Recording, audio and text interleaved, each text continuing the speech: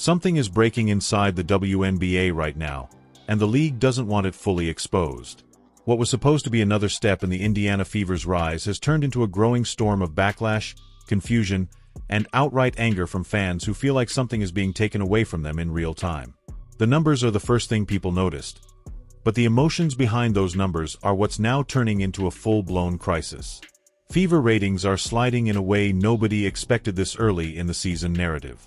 What should have been a celebration of momentum has instead triggered a wave of frustration aimed directly at Stephanie White and the direction of the team. And at the center of it all is Caitlin Clark, the one player whose presence has completely reshaped the league's visibility, now suddenly caught in a system fans say is limiting everything that made her special. Social media didn't stay quiet. It exploded. Fans are accusing the coaching decisions of stripping away the fast, aggressive style that turned Clark into a must-watch phenomenon.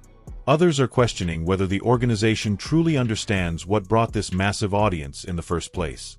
Inside the Fever camp, the pressure is building faster than anyone is admitting publicly. Every practice adjustment, every rotation change, every offensive shift is now being watched like it could change the entire league's momentum. And as the debate intensifies, one uncomfortable question is starting to spread across every platform, every fan page, every analyst breakdown. Is the WNBA witnessing the first real fracture between its biggest superstar's fanbase and the system built around her? And if so, who is about to be held responsible when it fully breaks? To understand why this moment feels so explosive, you have to go back to how quickly everything changed for the Indiana Fever and the entire WNBA ecosystem. Not long ago, the league was fighting for mainstream attention, struggling to consistently break into national conversations outside of niche sports coverage. Then Caitlin Clark entered the picture, and everything shifted almost overnight. Arena sellouts became normal. Television ratings started hitting numbers the league had never seen at that frequency. Suddenly, casual fans who had never followed women's basketball were tuning in just to see one player create something unpredictable every possession. It wasn't just about scoring. It was the style, the deep-range shooting, the fast transitions, the emotional reactions. The feeling that every game could turn into a highlight reel at any second. For the first time in years, women's basketball wasn't being discussed as a side story. It was the main event. But with that explosion of attention came pressure the league was not fully prepared to handle. Expectations rose instantly. Every coaching decision, every rotation change, every tactical adjustment was now being viewed through the lens of one question. Does this maximize Caitlin Clark's impact? Inside the Indiana Fever organization, the challenge became even more complicated. A young roster had to adjust to unprecedented media attention. Coaching staff had to balance development, structure, and winning while also managing a global spotlight that was previously unimaginable for a franchise in transition. Stephanie White's arrival added a new layer to that tension. Known for structure and discipline, her approach naturally leaned toward system-based basketball rather than pure free-flow offensive chaos. For some inside the organization, that meant stability. For others, it raised immediate concerns about whether the team would maintain the style that had attracted millions of new viewers in the first place. At the same time, the league office began pushing a broader narrative about versatility, long-term development, and structural growth. That messaging sounded professional on paper, but among fans, it started to create confusion. Because the audience that had just arrived wasn't asking for complexity. They were asking for the same thing they originally tuned in for: pace, freedom, and star-driven basketball. And as that gap between expectation and direction widened, another factor quietly intensified everything: social media amplification. Every clip, every quote, every practice comment became fuel for debate. Fans weren't just watching games anymore. They were analyzing identity shifts in real time. By the time the preseason arrived, the emotional foundation was already unstable. Expectations were sky-high. Pressure was visible. And every small adjustment felt like it carried massive consequences. So when fans began noticing changes in offensive rhythm, ball movement, and role definition, it didn't feel like normal basketball evolution. It felt like a turning point. And that's exactly where the tension stopped being theoretical and started becoming a public conflict waiting to erupt. The moment the preseason spotlight turned on, the tension that had been building behind the scenes finally started to spill into public view. The Indiana Fever were no longer just being watched for results. Every possession was being interpreted like evidence in a much bigger argument about identity, direction, and control. And almost immediately, fans began noticing something they couldn't ignore. The flow of the offense looked different. The rhythm felt slower.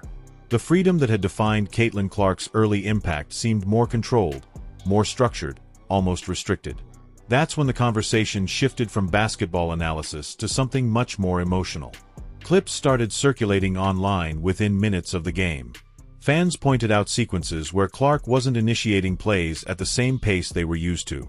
Instead of quick transitions and instinctive reads, there were more set formations, more half-court organization, more deliberate spacing. To some observers, it looked like tactical discipline. But to a growing section of the fan base, it looked like something else entirely. They saw limitation. And that perception quickly turned into frustration. Stephanie White's system became the center of the storm. Comments she had made earlier about structure, balance, and shared ball handling responsibilities were resurfacing everywhere online. Fans began connecting those statements to what they were now seeing on the court. The conclusion forming in real time was simple, even if it wasn't officially confirmed anywhere. The offense was being redesigned, and Caitlin Clark was no longer being positioned as the singular engine. That's when the backlash escalated. Social media didn't just criticize the performance. It questioned the philosophy.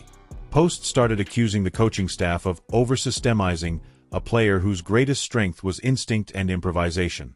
Others argued that the entire reason the Fever had become a national attraction was because Clark played outside rigid structure, not inside it. Then came the first major twist in perception. Viewership discussions exploded online after early numbers from the broadcast circulated. While the league highlighted the broadcast as a success story, fans immediately compared it to previous high watermarks and noticed the gap. Instead of celebrating growth, the conversation turned into comparison, and comparison turned into suspicion. Why was a game with the most attention the Fever had ever received in a preseason still falling short of earlier peak moments? That question spread fast. And it didn't stay isolated. Inside fan communities, a narrative began forming that this wasn't just about ratings. It was about alignment. Whether the team's internal direction actually matched the expectations of the audience that had driven this explosion in popularity. Then the second layer of conflict hit. Reports and discussions around roster roles began circulating, particularly around how guards and forwards were being described in media availability. Terms like versatility, shared creation, and off-ball development started appearing more frequently in conversations about Clark's role. To analysts, this sounded like modern basketball evolution. But to fans already on edge, it sounded like a coded message that something fundamental was changing. The emotional reaction was immediate and intense. Because for many viewers, Caitlin Clark wasn't just another star adapting to a system. She was the system. The entire viewing experience was built around her controlling tempo, creating chaos, and producing moments that felt unscripted and electric. So when the perception formed that her role might be shifting away from that identity, the reaction wasn't mild concern. It was resistance. And as that resistance grew, it created the first real fracture between coaching intention and fan expectation. But what nobody expected was that the next wave of reaction would take the situation from online debate to a full-scale public backlash that the organization could no longer quietly ignore. What started as online frustration quickly turned into something far more volatile once the discussion moved beyond fan pages and into mainstream sports commentary. Suddenly, the Indiana Fever were no longer just being analyzed for basketball performance. They were being dissected for philosophy, leadership, and even internal communication strategy. Every quote from coaching staff, every post-game remark, every subtle wording choice was now being treated like a signal of deeper intent. And that's when the escalation truly began. Stephanie White's comments about structure and flexibility were replayed repeatedly across social media platforms. In isolation, they sounded like standard coaching language. But in the context of rising fan tension, they became interpreted as something more controversial. Fans began attaching meaning to every phrase, especially anything that suggested reduced on-ball responsibility or increased system control. At the same time, Caitlin Clark remained at the center of every discussion, even when she wasn't the focus of the official narrative. Every possession she touched was clipped, analyzed, and debated. Every possession she didn't touch became its own talking point. That imbalance created a constant feedback loop where attention itself was driving emotional intensity higher and higher. Then came the second major twist that shifted the entire conversation again. Broadcast reactions and early audience breakdown discussions began surfacing across analyst circles, pointing out a noticeable difference between peak Clark-driven matchups and this preseason broadcast. While official league messaging highlighted growth percentages, independent voices focused on raw comparison numbers. And those comparisons were impossible to ignore. Fans who already felt uneasy about stylistic changes now had something to anchor their frustration to. The idea that audience energy itself was responding differently depending on how the offense looked on the court. That interpretation spread fast, even without official confirmation. And once that narrative took hold, the conversation shifted again from "what is the system doing?" to "why is the system changing what already worked?" Inside online discussions, a new layer of criticism began forming around decision-making authority. Some fans started questioning whether coaching philosophy was being prioritized over entertainment value. Others argued that the team was trying to evolve too quickly, without respecting what brought the massive audience in the first place. That's where the emotional temperature spiked dramatically. Because now, this was no longer just about wins, losses, or preseason experimentation. It had turned into a debate about control, who the team was really being built for, and whether that alignment still matched the expectations of the viewers who had transformed the league's visibility in the first place. The situation intensified further when clips from multiple angles of gameplay were shared side by side, highlighting differences in tempo, spacing, and initiation of offense. Even subtle shifts looked amplified when viewed through the lens of controversy. What some analysts called adjustment phases, fans were calling identity changes. And every new interpretation added more fuel to the fire. Inside the Fever ecosystem, the pressure was no longer external only. It was becoming reputational. Every adjustment risked being interpreted as confirmation of a narrative already spreading online. The most dangerous part wasn't the disagreement itself. It was how quickly perception was solidifying. Because once a fan base begins to believe that the product they came to see is being altered, every future decision becomes part of that same storyline. And as the preseason noise continued to build, the situation was now approaching a point where the reaction would no longer be contained to social media debates or analyst breakdowns. It was about to spill into full public fallout, and the emotional response would be far more intense than anyone anticipated. Once the narrative fully escaped the controlled environment of broadcast summaries and post-game analysis, the reaction turned into something the Indiana Fever could no longer quietly manage behind the scenes. Social media became the main battlefield. Every clip, every sequence, every coaching soundbite was being reposted, slowed down, and reinterpreted through the lens of growing frustration. What made it more intense was that this wasn't coming from casual observers anymore. It was coming from the core fan base that had arrived during Caitlin Clark's rise, the same audience that had turned regular season games into national events. And now, that audience was split. One side defended the idea of structure, patience, and system-based development, arguing that long-term success required discipline and balance. The other side saw something completely different. They saw a slowdown of pace, a reduction of freedom, and a shift away from the style that had made them fall in love with the team in the first place. The conflict wasn't just tactical anymore. It was emotional. Hashtags started trending around frustration with coaching decisions. Fan edits circulated comparing fast-paced sequences from earlier games to more controlled, methodical possessions from recent appearances. The contrast, whether fully accurate or selectively framed, was powerful enough to fuel outrage cycles across platforms. And as the emotional temperature rose, the conversation became increasingly personal.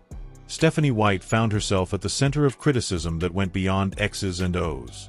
Her name began trending alongside debates about identity, direction, and responsibility. Even supporters of her system acknowledged that communication around role changes and offensive philosophy had not been clearly received by the public. But clarity wasn't what the audience was reacting to anymore. They were reacting to perception.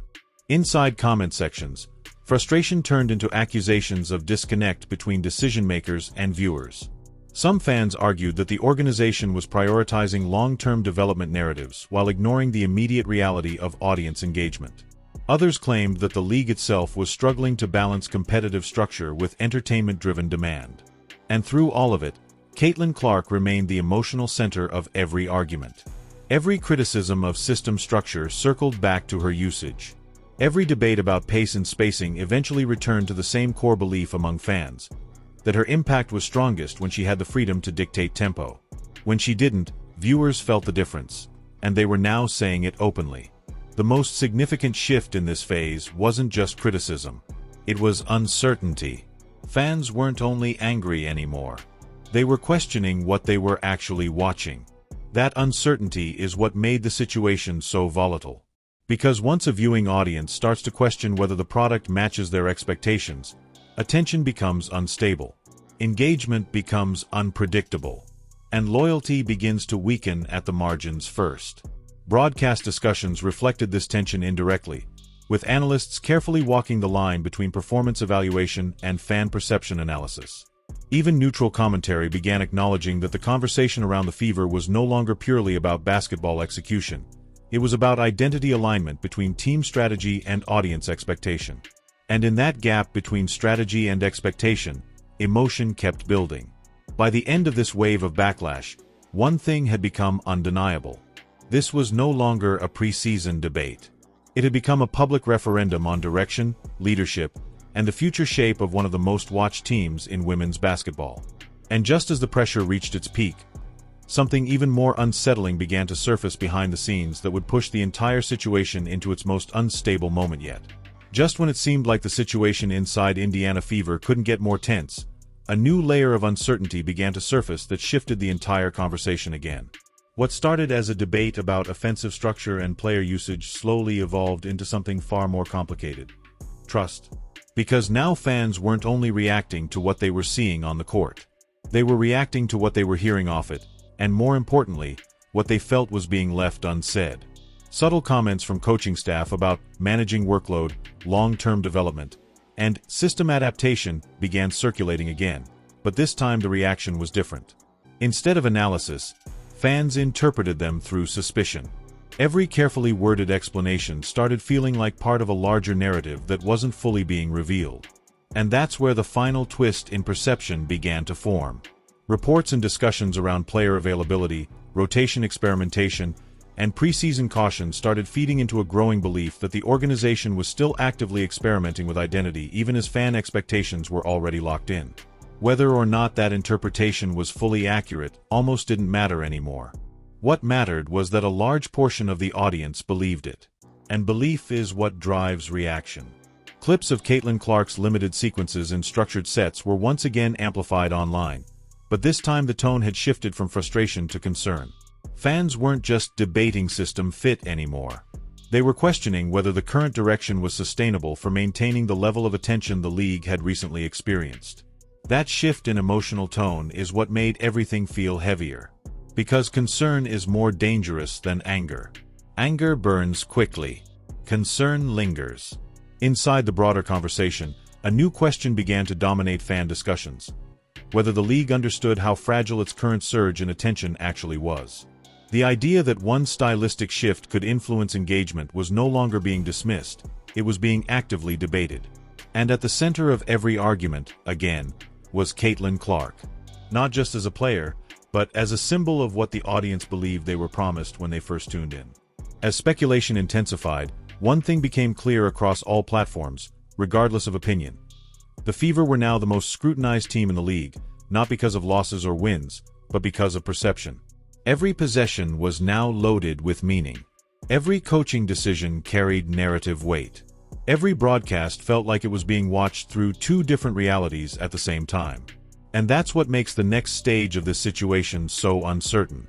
Because the regular season hasn't even fully taken over yet, and already the emotional temperature around the team is at a breaking point where any small shift, any rotation change, any early performance dip, any coaching adjustment, could reignite the entire debate instantly. The biggest question now isn't what happened in the preseason. It's what happens next when the spotlight becomes even brighter, the stakes become even higher, and every single decision is magnified in real time under national attention. Because if this level of tension continues when the games actually count, then the story around the Indiana Fever won't just be about basketball strategy anymore. It will be about whether a team can hold together its identity while being watched more intensely than ever before. And the answer to that question is still completely unwritten. Now the conversation is fully in your hands. Because everything surrounding the Indiana Fever right now is no longer just about preseason numbers or early season adjustments. It has turned into a much bigger debate about identity, direction, and the balance between system basketball and star-driven entertainment.